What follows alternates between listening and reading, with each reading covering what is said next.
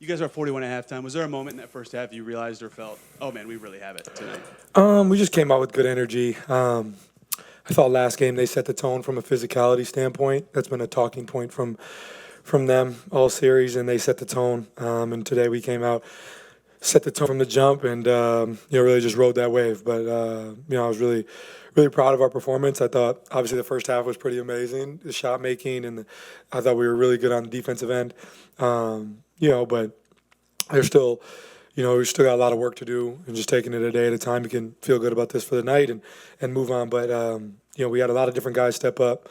Our bench was amazing. Obi, TJ, Shep, TB in his first half stint I thought was really good.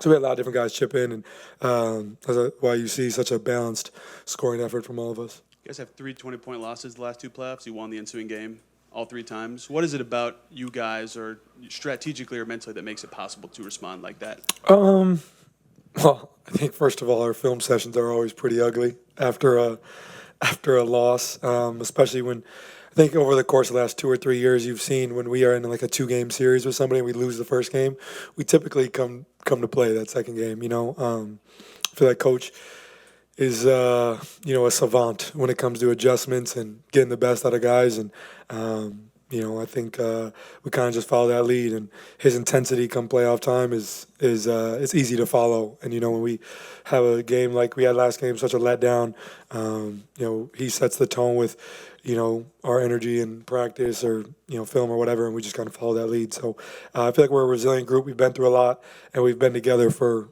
some time now. So I feel like you can always count on us to respond the right way.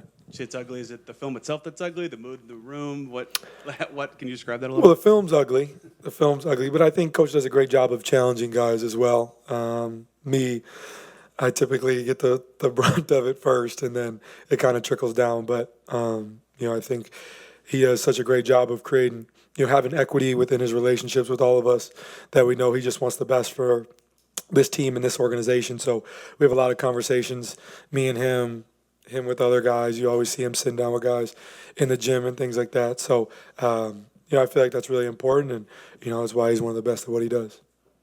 Seemed like out of the gate, you guys looked to Pascal and Obi to kind of attack the back line of that 3-2. Just how did you guys kind of see that as an opportunity, and what made them, how important was that? How good were those guys at just taking advantage of those, just getting smaller guys they could post up and score on? Yeah, I think those guys just setting the tone, really sealing, especially P to start the game. Really got going. And then when Obi checked in, he did a great job of when he was setting screens, sealing the smaller guy and just finishing over the top. So I thought those guys were really good at setting the tone. I feel like last game we weren't in the paint as much. And, I feel like they did a great job of setting the tone. We all just followed it from there. But I felt like our level of aggression on both sides of the floor really set the tone, and we just kind of followed that lead. So, those guys were huge for us tonight. Beyond that, Miles obviously gets into that a little bit, also hits those big shots. I mean, how much did he kind of take it up another notch when he starts hitting some threes and getting the post-ups on top of that? Yeah, I mean, obviously what Miles brings to the table is amazing. His ability to space the floor as a big, and, with them kind of going all out to deny and blitz me, I feel like we can really get him some open looks, and he's taking advantage of those and just playing the right way, letting the game come to him, not forcing anything, and I think he poses a different threat than, most teams have at that 5 position. But I thought he did a great job of, not only shooting the 3, but establishing himself in the paint when they want to switch. And, I thought he was really good. Tyrese, hey, Rick was in here saying that playoff series get personal and get chippy and all that. Can you talk about what happened in the first half when you hit a technical free throw and then you hit a 3 and the bench was giving it to you, I guess, or you're giving it back? Like, what's going on? What's going on there? Well, Tristan Thompson, as many of you know, is like my big brother. We got traded here together. We're really close. We talk very often. And we haven't really said many words to each other all series. And last game, he was letting me hear it on the bench. So it was really just like little bro, big bro banter between me and TT. But that's family, and that's all it's all part of the fun. You guys scored 35 off turnovers. What allowed you guys just to generate so many turnovers in that first half? I think just our level of aggression, picking up full court, getting into guys as much as we could. I feel like, that set the tone. Them turning the ball and rebounding. I think those were the big things. They've been out rebounding us, killing us on the glass. Every game this series, and that's allowed them to, if they do get the rebound, get more shots and more opportunities to rebound again.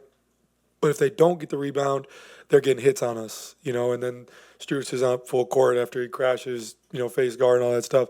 So I thought we did a good job of rebounding off the jump, and then that allowed us to play in transition more, where we feel like, we're one of the best teams in the world at doing that. So, when we can, get a couple buckets where we get out and run, I feel like the momentum really starts to go our way, and especially when this crowd gets behind us, we're tough to beat. So I thought we did a good job of, getting stops, holding them to one shot. If we were forcing a turnover, if we were rebounding, getting out and running, and just playing pacer basketball. Was basically guarding you the same way as last game. Just kind of how do you feel you sort of handled and adjusted at this game points wise? 11 still below your scoring average, but just how did you feel you impacted the flow of the game tonight compared to last game? Yeah, I thought I did a better job of moving without the ball. I feel like I've caught myself standing too high, like a half court, and then I'm really doing nothing at that point. But if I can get lower, become more of a screener, I got a bunch of off-ball foul calls because he's grabbing me with two hands the whole time. So thought I did a better job there, but still room for me to improve. Keep watching the film, see where I can get better. But I thought I did a good job of not allowing him to take me out, and I thought my teammates did a great job of screening for me, getting me open, and telling me to screen for them as well. Because if they're going to guard me that way and try to make it play 4-on-4, and he's not going to leave me, if I screen, I can get other guys open. So just trying. It's just all a game within the game. Tyrese, what have you learned about just stardom? I know you had a piece with Jared recently talking about everything you've been through just mentally and stuff like that. Criticism gets loud after game 3, the performance, not talking. So how have you kind of navigated what it means to be a star? It's just basketball, bro. I get paid a lot of money to play a child's game. So I love what I do. I love my job. I don't even really look at it as a job. I have a lot of fun with what I do. And, I think there's, always commentary behind what I do, positive or negative, and it's hilarious because a lot of times it's people who know nothing about me have so much to say. It's usually the people who, don't come around or don't spend any time around me that have the most to say. But that's all part of it. I'm a basketball player. I love what I do. I love being here in Indiana. I love playing for this organization. I feel like, criticism, sometimes it's warranted, sometimes it's not, but it's all part of it. And I feel like, as far as, last game, I feel like our PR team does a great job of, putting me out there when it's time to talk. And I got to come out here and talk when it is time. And, I think, Mike and the staff did, tried to protect me a little bit last game. Maybe went a little overboard. Maybe I should have overruled it and come out here, but I wasn't really in the mood to speak, and he told me that he didn't want me to speak, so I left. And so if that's a problem, you guys are more than willing. Obviously you guys are more than willing to talk about it, so keep having commentary around it. I'll continue to do what I do and live my life the same way. But it's all part of it, man. But it's just basketball, and I guess I'd rather have this issue. I'd rather have you guys talking about me positive, negatively, talking about me than not care who I am at all. So, life's good. Did you think it was a mistake at all? Going back on it, maybe I should have spoke. Yeah, sure, probably. Yeah, I probably should have spoke, but I'm a human being. So, not everybody here is perfect all the time. And, I answered all your questions the next day. I'm here again today. Any questions you guys have? For most of you guys that are here who come to every game, I am on this podium after every game. So the one game that I'm not, I know that, somebody had to put out an article about me not showing up when, they only show up for negative things that happen with our team. So, it's all part of it. I didn't know you were going to lose that game. If that's what you're getting at. If I won that game, I would have written about that too. Yeah, I'm sure. Yeah, Dustin writes about it all the time, but I'm sure you would have. All right, thank you, guys. Yeah, appreciate it. Go ahead. Rick, that's the largest, or tied for the largest halftime lead in playoff history. When did you realize that your team had it to that extent tonight? We haven't done anything yet. We're a pretty significant underdog in every game we've played in this series, and that will continue till the end. And we're going to keep approaching this like we have everything to prove, and we know people don't believe in us, and so we're going to just stay in the fight and keep fighting. All things about the scores and all that other stuff's meaningless. That this game is now history, and so we got to stay in the present moment as much as we can. Try to maintain an edge. There's going to be a big haymaker coming on whatever day it is, Tuesday, and that building is one of the few buildings that rivals Gamebridge for noise and fan enthusiasm and everything else. So, we respect the heck out of their fans and what they got going there. So, a lot of work to do. You've continually, including just now, said that each game will be harder than the previous one. What has allowed your team to continue to meet those challenges throughout the playoffs? It's just a day-to-day, hour-to-hour thing. A playoff series is, I don't know, sometimes they're 10, 12 days, sometimes they're 2 weeks. They have incredibly high and low ebbs and flows. A lot of things going on, a lot of conversation. Back in the old days, before social media, you had newspapers and there was plenty going on then. Now there's stuff going on in real time, as you sit and breathe, So you got to try to know the things to ignore and just stay in the moment and stay in the process. What was your view of the Benedict Mathurin ejection moment? I had a lot of questions about it. I saw one still shot where it looked like he had his hand flat, but they have a lot of different views. Whatever happened. He'll accept the ejection. Whatever else happens from it, and we just got to move forward. It's a learning experience for him, and it's playoff series are physical, they're chippy, they're personal, and we gotta stay out of the weeds of things that take us away from what we do best. So obviously Pascal and Obi got you started offensively, getting some post-ups against the back line of that 3-2. Just what kind of showed you that was the way to attack this thing, and what impressed you about just the way Pascal and Obi both handled getting buckets around the rim and also moving outside? Yeah, we just had a better attitude about attacking the zone tonight, and we did it with greater urgency and more attitude. And that's the main thing. I mean, we've seen more zone than anybody in the league this year, so we had to make some adjustments. But the biggest adjustments were adjustments in attitude, and sort of how we brought a certain level of aggression to it. And we did better tonight, but we did better also because we rebounded better. With Miles obviously hit some big shots for you down the stretch, also get some of those post-up buckets. Just what did you like about his game? How important was those shots he hit to kind of make that thing start to snowball?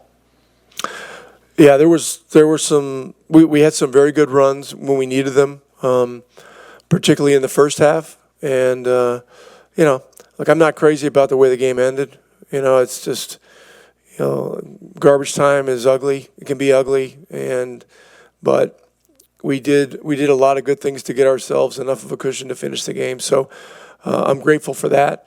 We had a lot of guys that did a lot of good things, and now it's over.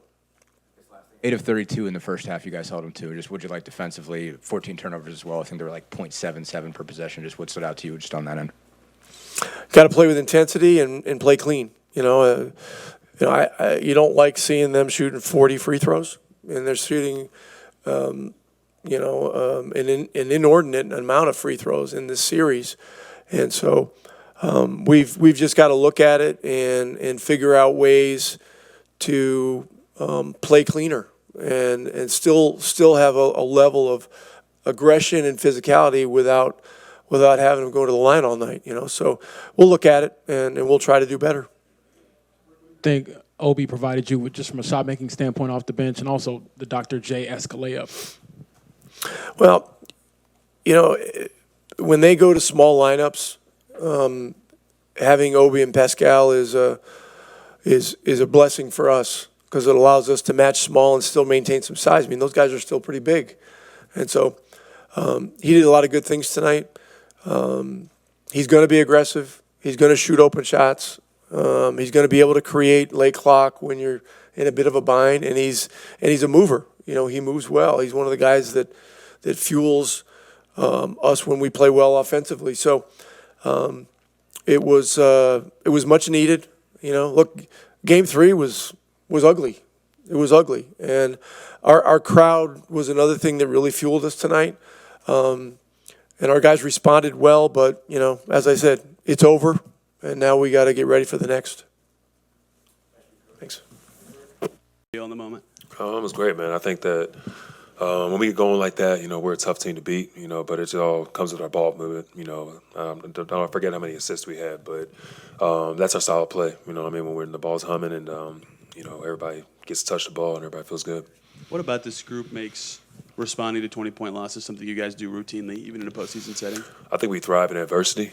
I think that, you know, after last game, obviously we know what was wrong. You know, it was the rebounds. You know, they were more physical than us. And then once we were able to actually watch it on film and see what was going on, I think it woke something up in us. You know, I think that's typically what happens, you know, especially this time of the year. We had, you know, I think that we have a special group. And again, you know, adversity is something I think we thrive in. Ty just talked about Rick yesterday. What about him, you know, do you think stands out as his best skill between games, especially once you lose, and in terms of adjustment, how he takes you through film, stuff like that? Well, one is Rick and his staff. I mean, he's someone who doesn't just try to take control of all situations, you know, whether it's, you know, Jenny, Mike, Lloyd Pierce, all these guys, man, they work tirelessly, you know. I think that our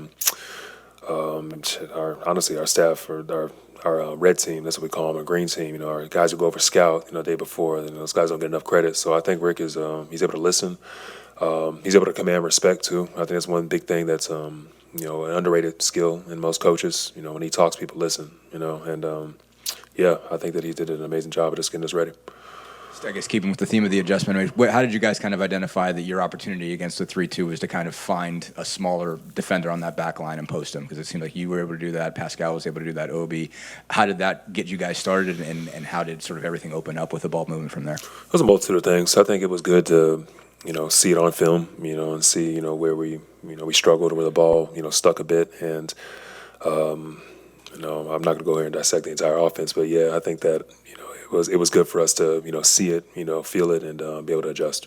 What just got you going personally? At what point could you just feel that there was some opportunity there, and that you had some clean looks, basically you got a chance to just get going? It was nothing particular. I just think I was just being aggressive. You know, I saw daylight, you just take advantage of it. But, you know, whenever you're able to pass the ball too, now that I really know what happens, I was able to hit, you know, Obi on a cut in the baseline, and I was able to hit Aaron in the corner, and other assists, not even sure what they were, but, you know, now you have the defense on their heels. I don't know if you're going to shoot or pass it, so I think that got me going as well.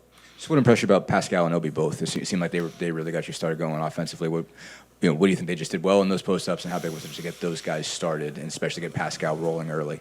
Yeah, Pascal, you know, he got in early foul trouble, and, you know, for any player, they'll tell you like that, you know, it eats at you a little bit, because, you know, you can't be out there, you can't be as aggressive, but I think he did a good job of coming in and picking and choosing the spots and really picked us up. I mean, Obi has been consistent all year with his shooting. You know, I think that he did a good job of, you know, being aggressive and going to the post, but, you know, Obi's just doing Obi things. I mean, it's nothing just very different, you know, to me personally. I just think that he was able to, you know, be a little more aggressive tonight.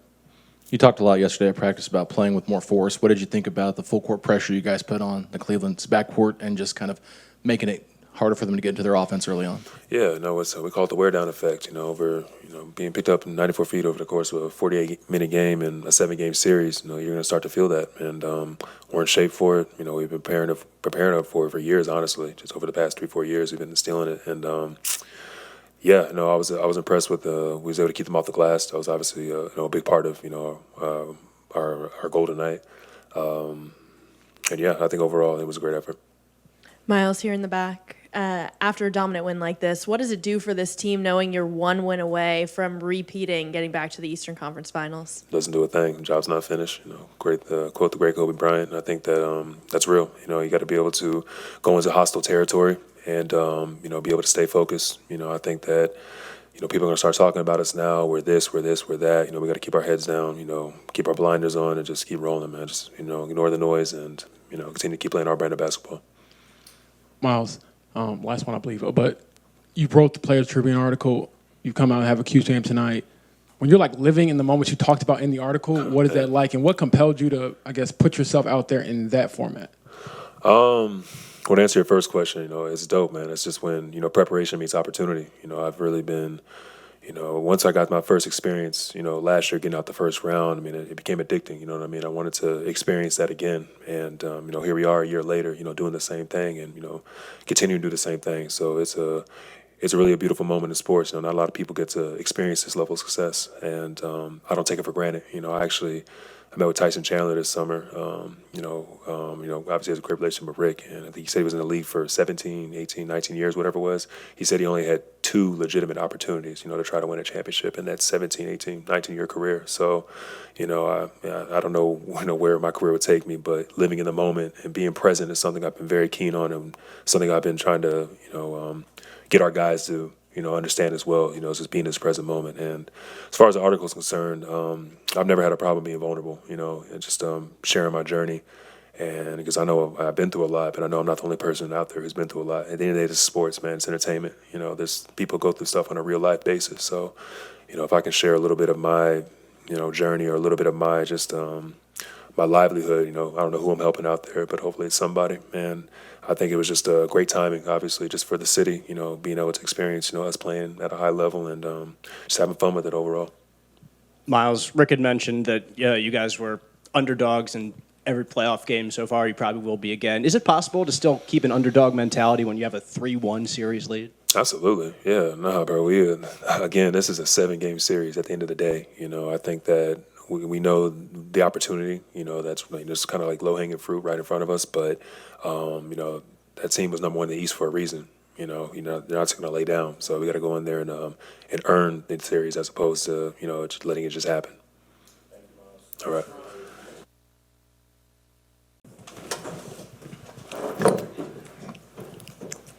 Pascal, how would you describe the film session you guys had looking at Game 3, and how did that help you guys respond and play well tonight? Yeah, it was ugly. Obviously, we just know we didn't play the way we were supposed to, yeah, those games supposed to hurt. But I thought the guys responded well to the film, and we knew it had to be different.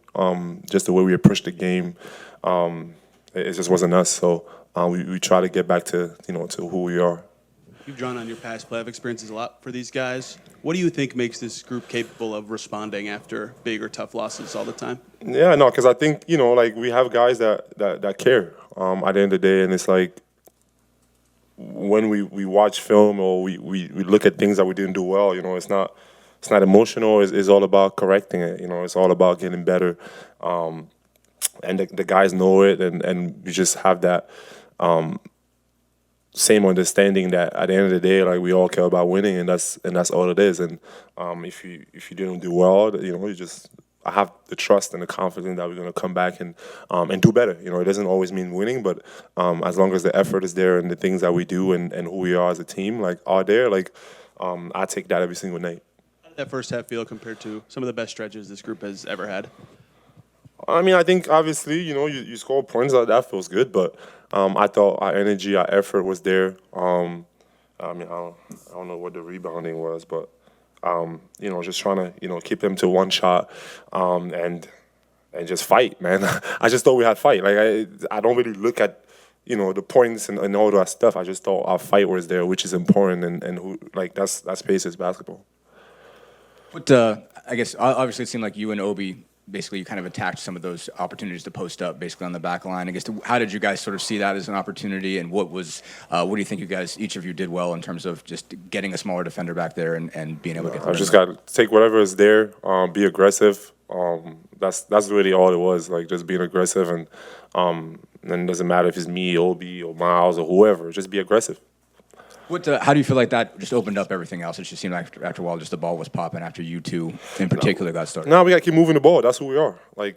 That's our brand of basketball, and that's who we want to be. So I think at the end of the day for us, it's just continue to be us, no matter what. And there's going to be some games where it's going to be tough, but we got to keep our identity and who we are. And it doesn't matter who does what. It's all about, getting the win at the end of it. And that's who we've been. And, if you look across the board, everybody's contributing. And that's who we want to be as a team. Just to keep going on that, what impressed you about Obi and Miles? And, just the way that they played. Obviously, Obi was taking advantage of a lot of same situations, but Miles hit some big threes. Just how big were those two guys? Yeah, they were great. I thought the first unit was great. We had the energy from the beginning, and then the group that came after followed.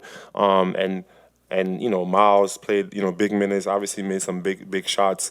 Obi did the same. He was just active, I think. And when Obi is active, athletic, and running, that's he's unstoppable out there just because of just how gifted he is, just being an athlete, and I thought that's what he did tonight. Pascal, what is it like when you see Miles just lighting it up like that at the end of the second quarter?